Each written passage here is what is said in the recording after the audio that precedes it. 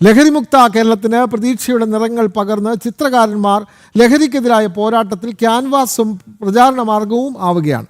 കൊച്ചിയിൽ നടന്ന ലഹരി വിരുദ്ധ ചിത്രരചനയിൽ 100-ലേറെ ചിത്രകാരന്മാർ പങ്കെടുത്തു.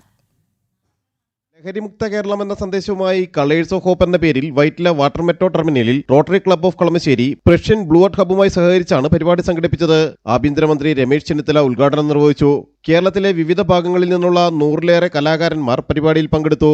ക്യാൻവാസിൽ വിരിഞ്ഞ നിറങ്ങളായി ലഹരി വിരുദ്ധ സന്ദേശങ്ങൾ തെളിഞ്ഞപ്പോൾ വലിയൊരു പോരാട്ടത്തിന്റെ ഭാഗമായതിന്റെ സന്തോഷമാണ് ചിത്രകാരന്മാർ പങ്കുവച്ചത്. ഇത്രയും ഓപ്പർച്യൂണിറ്റീസ് ഉണ്ടല്ലോ നമ്മളിൽ നിന്ന്. ഡാൻസ് ആയാലും സ്പോർട്സ് ആയാലും ആർട്സ് ആയാലും ആ ഒരു ലഹരിയിലേക്ക് എന്താ പറയുക യങ്സ്റ്റേഴ്സ് മാറിക്കഴിഞ്ഞാൽ ബാക്കി എല്ലാ പ്രശ്നങ്ങളും അവിടെ തീർന്നു വെച്ചാൽ സ്പോർട്സ് ആൻഡ് ആർട്സ് ആയിരിക്കണം ശരിക്കും പറഞ്ഞാൽ ഇപ്പോഴത്തെ ജനറേഷണൽ ലഹരി. അങ്ങനെയാണെങ്കിൽ നമുക്ക് നാഷണൽ ലെവലിലും ഒരുപാട് അച്ചീവ്മെന്റ്സ് ഉണ്ടാക്കാൻ പറ്റും. നമ്മുടെ യങ്സ്റ്റേഴ്സ് നല്ല രീതിയിൽ മൂവ് ചെയ്യാൻ പറ്റും ഞാൻ വിശ്വസിക്കുന്നു.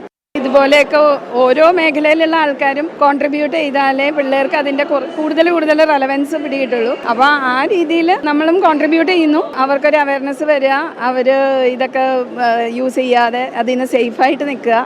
വിദ്യാർത്ഥികളടക്കം വരകളിൽ ചാലിച്ചത് ലഹരി വലയങ്ങൾ പൊട്ടിച്ചെറിയുന്ന പ്രതീക്ഷയുടെ നല്ല കാലങ്ങൾക്ക് വേണ്ടിയായിരുന്നു.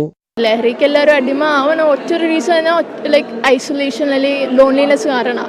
എന്തെങ്കിലും ഒരു ഇൻട്രസ്റ്റ് ഈ കൊച്ചിയിൽ എന്തെങ്കിലും ആ ഒരു കമ്മ്യൂണിറ്റി ഉണ്ടെങ്കിൽ ഇതിനൊക്കെ എല്ലാവരും കൂട്ടായിട്ട് ഇതിനൊക്കെ ലൈക്ക് ബീറ്റ് ചെയ്യാൻ പറ്റുമെന്നാണ് ഹോപ്പ്.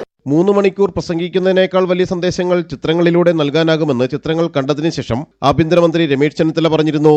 ലഹരിമുക്ത കേരളത്തിനായി ചിത്രകാരന്മാരും കൈകോർക്കുമ്പോൾ വേറിട്ട പോരാട്ടമായി മാറുകയാണ്.